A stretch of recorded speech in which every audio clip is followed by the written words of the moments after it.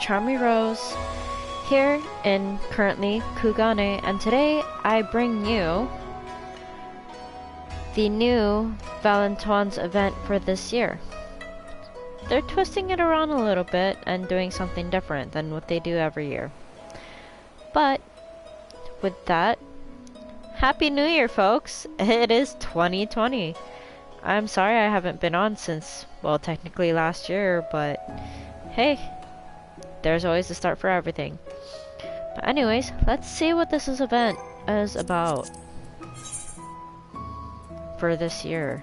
So we are gonna go to New Britannia and then head over to the Miketos Amphitheater.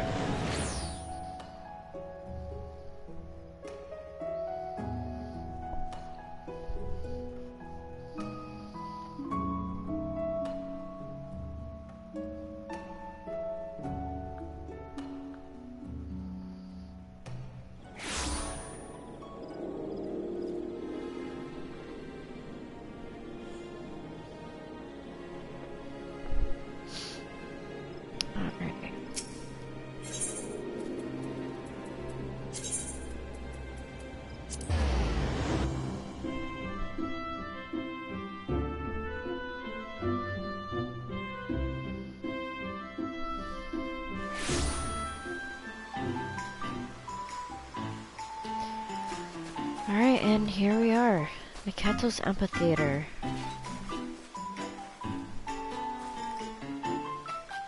Neat, the designs. Okay. Lisette de Valentoine.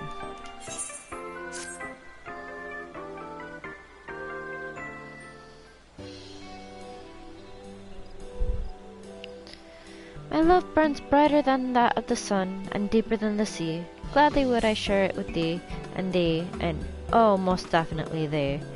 The merest glance into your eyes tells me that you are a woman within whom passion runs deep. Might you be willing to serve me in my sworn quest to bring true love to pining hearts across Eorzea? Sure, why not? Lovely. Without further ado, allow me to explain my plight. As it were, I had a mind to entrust my primary duties as emissary of Ardor this year to my dearest sister Astrid. Why, if she were to rise to the challenge and prove herself my equal, just think of the unbound love we might spread over their realm together. And yet, I fear my best laid plans have already begun to go awry. Upon hearing of my decision, two of my esteemed colleagues took umbrage, believing that I was playing favorites. How could I not see? They insisted that they would be more suited for the task than as of my yet unseasoned sister. And so, on the eve of what should be this year's paramount celebration of love and romance, we find ourselves. Well, why not bear witness to this unfortunate display for yourself? There's the sister, the other one, and the other one. Verily, these three are in need of outside intervention. Someone who can convince them to put their petty squabbles aside in the name of spreading love and joy as befits the season. Someone like you, my most passionate friend. What say you? Certainly. Wonderful. I knew you would never let me down. Well then, shall we? My dearest colleagues, I would hear your thoughts on a matter of utmost importance. Pray curtail your discussion and come hither for just a moment.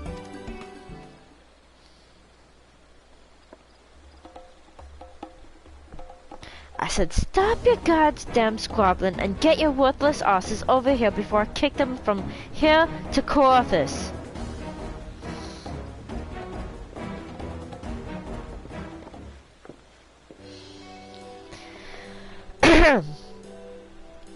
Now, where was I? Ah, yes. My beloved friends, whatever would the illustrious Countess Arabelle think if she saw us bickering amongst ourselves like this, on the eve of the holiday honoring her most illustrious legacy, no less? And so I would propose a solution fairer for one and all. The three of you will each try your hand at easing the worries of a young man lost in love. The one who proves him or herself most suited for the task will be rewarded by being named High Emissary of Ardor for this year's festivities. Worry not, for it is not I who will be judging your worth. Akane here, an adventurer of no small renown and inimitable impartiality, excuse my English, will serve as arbiter of the challenge, along with the citizens of Gridania who we have traveled here to serve, of course. Surely none of you could object to an unbiased contest, yes? Simply think of it as an opportunity to show off your mastery in matters of love to a truly discerning audience. Leave it to me, Lady Lizette. I will bring the sucker of love to this man's lonely heart, and show once and for all that I am your most worthy successor. A contest you propose? Then a contest it shall be!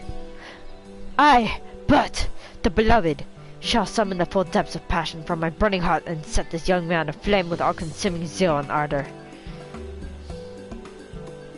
Ah, but true love cannot be achieved by spouting simple platitudes, nor by the brute force of blind passion. I will use my surpassing knowledge of the sublidities of the heart to achieve that which of the two you could scarce begin to comprehend. Such confidence, such devotion to your duty. Why, it is enough to make a young lady swoon. Would you not agree, Akane? Now then, without further ado, allow me to introduce the subject of your first trial. Recently, I was approached by a young man who spoke of his plight thusly. How am I ever to find true love, if I scarce have occasion to even encounter the fairer sex?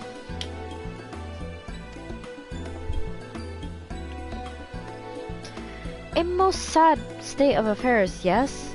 Truly, my heart goes out to this poor man, and yet, surely his dark days of solitude and seclusion are over, yes? Verily, for 3 of the most capable and confident emissaries of ardor will now rush to his aid. And yes, there is but one small rub. The young man in question would prefer to remain anonymous, and needless to say, we must respect his wishes. He has placed his trust in us, and it simply would not do for us to trumpet his heart's deepest desires to all and sundry. I am counting on you, my dearest Akane. Follow my dear colleagues to the man's side, witness their heartfelt efforts, and choose the one who you believe is most devoted to and capable of bringing love into his life. Okay. Now, go forth to the Whistling Miller, my emissaries of ardor, and let your presence be a beacon of light to cast the shadows from the heart of this lonely young man. Should your confidence falter, remember that the Countess Arabelle is always watching over you from above.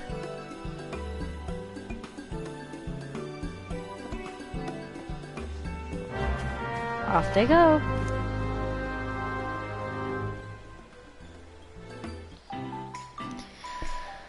Oh boy. Okay. Near the Whistling Miller. Okie dokie.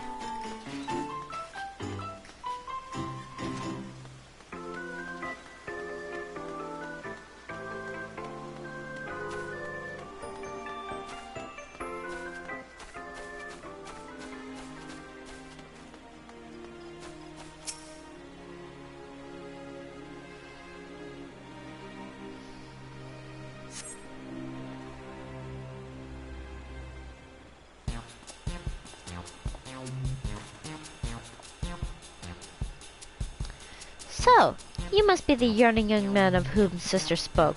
What troubles you this day?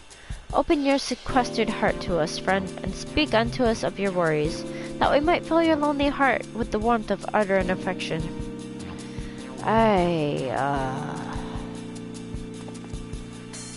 Be not shy, my good man. In a matters of the heart, one must be bold, lest you live the rest of your days in the shadows of those who have the courage to claim what you do not. Now then, let us know precisely that which you struggle, that we might come to your aid.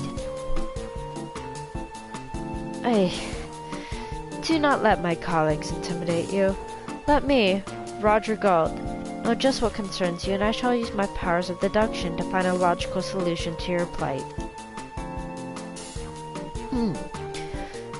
Very well. I I know not what I have done to deserve your services, but I accept them with gratitude. Then, let us proceed, shall we? In the name of fairness and objectivity, I propose that Akane here carry out the questioning. No, objections, I take it? Excellent. Akane, the subject is all yours. Oh, what do we say? What do we say?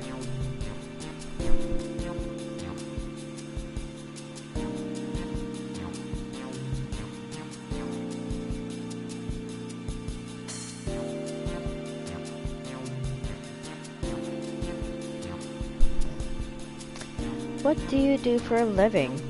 How do you spend your spare time? What are you looking for in a partner? Okay. So, with Valentine's actually coming around the corner, and this event being about Valentine's Day, and because of the fact that I've actually talked to a lot of people about their plights as well throughout recent years and even currently, I would usually say, what are you looking for in a partner?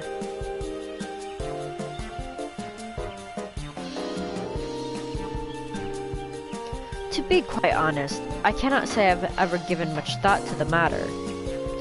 Mind you, we speak not only for the physical attributes. Perhaps you prefer a more mature, grounded individual? Someone who shares your taste in food or drink? Any hint at all would be most welcome.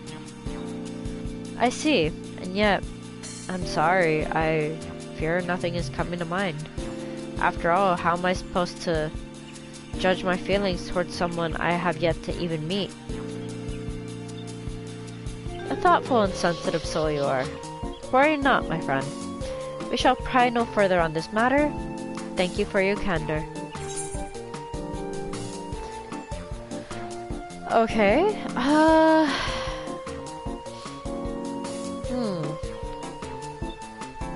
What do you do for a living? My profession? If it is all the same to you, I would rather keep the finer details to myself. But of course, it is not our intention to pry. You need only tell us as much as you feel comfortable sharing and nothing more. Thank you. In that case, let it suffice to say that I perform a rather, how shall I put it, physically demanding position.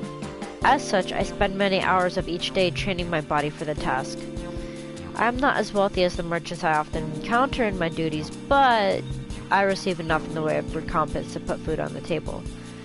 More than anything, I take pride in having earned the confidence of my subordinates and peers. A strong, confident type who upholds a position of influence and commands the respect of many.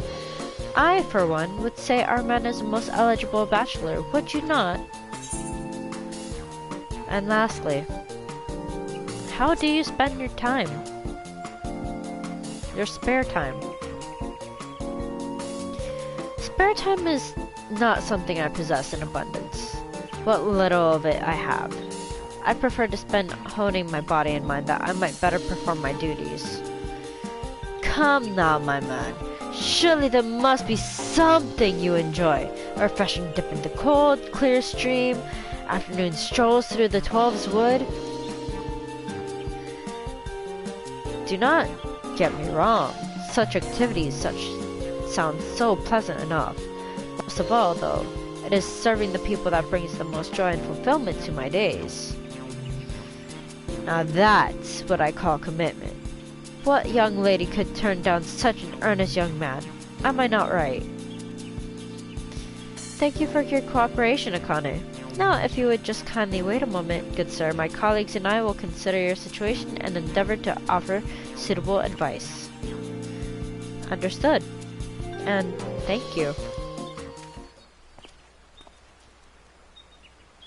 And so, the battle begins. And if either of you think that I'll be showing you even the slightest mercy, you'd best think again. Beg pardon. Before we continue, there is something I would be remiss not to share with the both of you. There is one small truth that I have been concealing from you thus far. I am, in fact, privy to information about our client that you are not. In the interest of equity, I would share it with you. What's this? Been sneaking around behind our backs to spy on the poor man, have we? I knew there was something shifty about you from the start. It is nothing so dastardly, I assure you. When our masked man first approached Lisette to seek counsel, I could not help but overhear some of the rumors being spread about the man. Is that so? Well, if you are willing to share this with us, I see no reason for us to refuse. I trust you agree, Bert? Very well. First of all, the man's claim of having respect of his peers is no empty boast. Those who know our client speak quite highly of him as a man of integrity and honor. If there is one fault people find with him, as far as I have been able to glean, is that he can be a bit too serious for his own good. I see. That is most enlightening indeed. Thank you, Rodrigault. Enlightening indeed. Perhaps I misjudged you, my good man. At any rate, now that all three of us have the same knowledge at our disposal, what say we begin the contest in earnest? Let us do just that. Very well then. My colleagues and I will require a bit of time to ponder the matter, friend. Pray leave us be for a short while, and return at your convenience.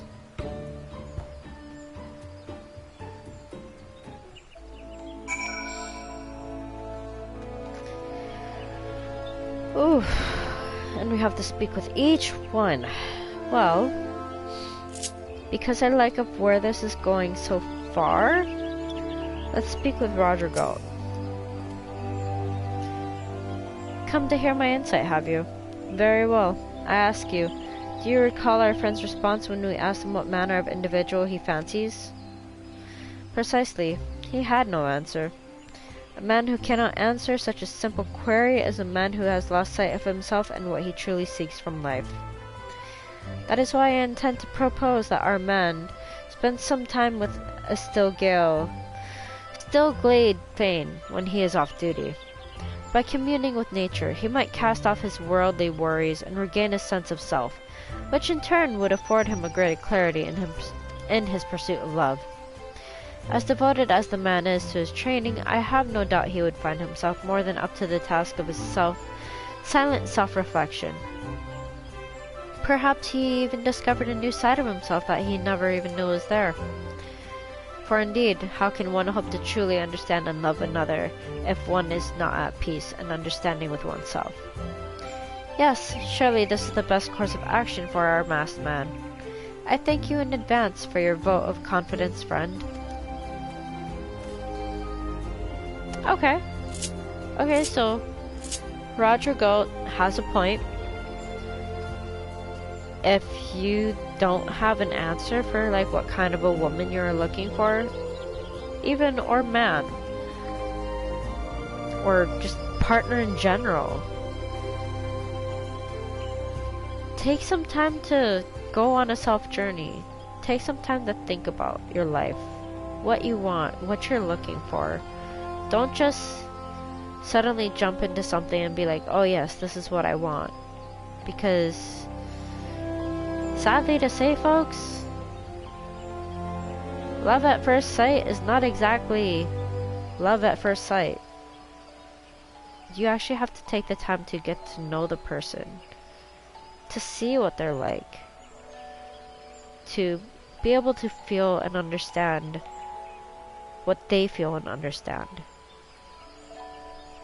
To know what you want, to know what they want. And most of all, to have that trust in the relationship. Otherwise, you're going nowhere, unfortunately. That's why, even those of you who have someone, even like me, take the time to observe the person that you're in love with. to observe what they're like, what's probably on their minds day by day. Don't just think that everything's fine and dandy, and that things will turn out alright. Because you never know. Things may not be alright and they just don't tell you. That's why you have to talk about it with them. Ask them what's going on in their head. If they're feeling okay. If they want to talk about something. Be there for them. By their side. Like you should be. Just saying.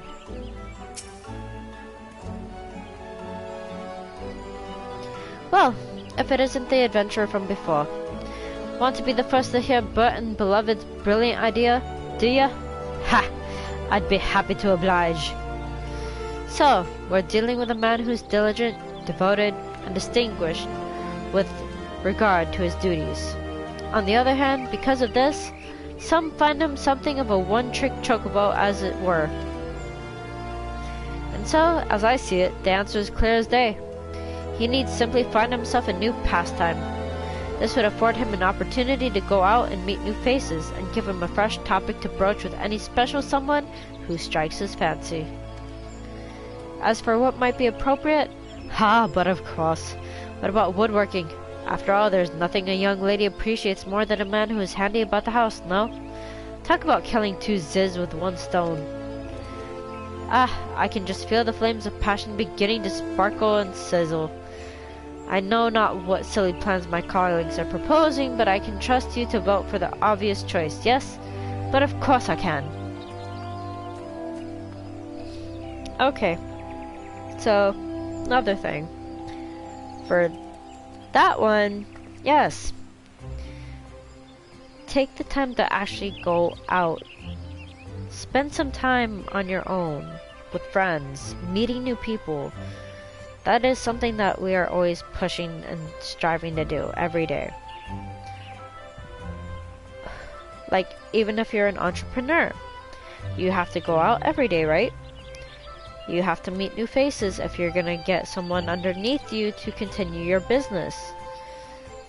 And just so on and so forth, and create that relationship, create a friendship, whatever it may be. Business, professionally, romantically, friendshiply. That's not even a word, but in a friendly way. But you get what I mean. Go out, enjoy yourself, meet new faces, find something to talk about. He's got a point as there as well, so I can't say that he's wrong. But let's figure out what Astrid has to say. Okay, that kind of clipped, but okay. You've returned. Curious as to what advice I intend to offer our lonely soul? I'd be happy to tell you. Put simply, he need only expand his horizons. It is clear, both from talking to the man himself and from what others say of him, that he has a sterling reputation as a leader and a strong pillar of his community. And yet, precisely because he holds a position of import and influence, it is likely not easy for him to find what he seeks at his place of employment. And yet, not having any real interest to speak of outside of his duties, our man's options are sadly limited. That is why I propose that he begin with his search for love among his clients, those who know him well enough to appreciate his strong character, but are not so close as to make such engagement uncomfortable. A most inspired idea, do you not agree? I trust I can count on your support when we take our deciding vote. Ay. Okay, that is one thing that is more than ever the problem. The workplace. Just the fact that she's saying you want to find the relationship while you're working in the workplace or even outside of the workplace, but with your clients as well. That's just a bit unprofessional in its own right. Because the workplace does not allow that. And with clients, that's a bit touchy because that can actually, depending on how your relationship is with your client, can get a little bit fussy, messy, and awkward. So, don't really know about that.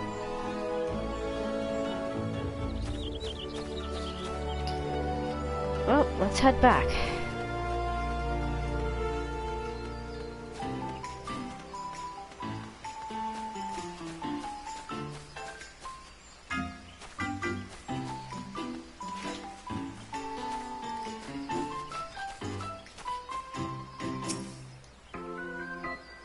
And welcome back to you, my partner in passion. I trust that my 3 associates have each proposed a plan worthy of an emissary of ardor and affection. No doubt choosing between the 3 will be a trying task, and yet I have naught but complete faith in your judgment. Choose the one you feel best embodies the spirit of Valentine's Day, and pray bring that individual to me. I shall ever be so tickled to see who you choose. Oh, but of course there is one last thing. The preparations for the Valentoines ceremony are at long last complete, and you are free to participate whenever your heart desires. It will be some time still before we render a decision as to who is most worthy to succeed me as emissary. So why not take the opportunity to enjoy the festivities in the meantime? I shall be oh so longingly waiting for your return, my dearest adventurer.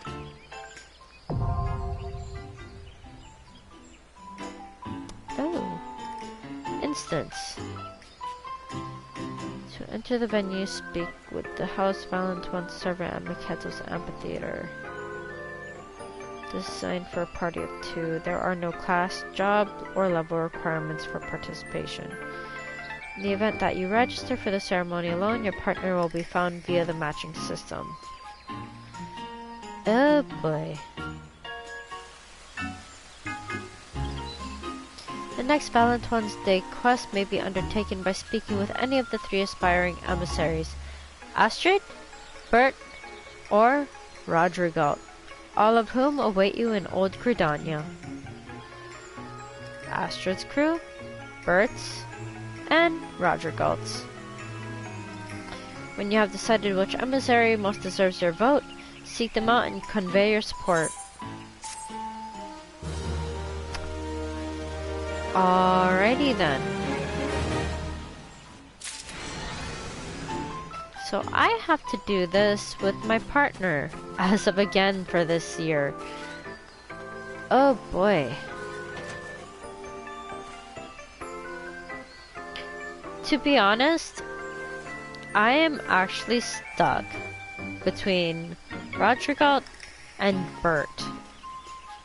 But if I had to be realistic though, I'd actually have to go with Rodrigault's suggestions of getting to know a person and just basically talking before getting with them.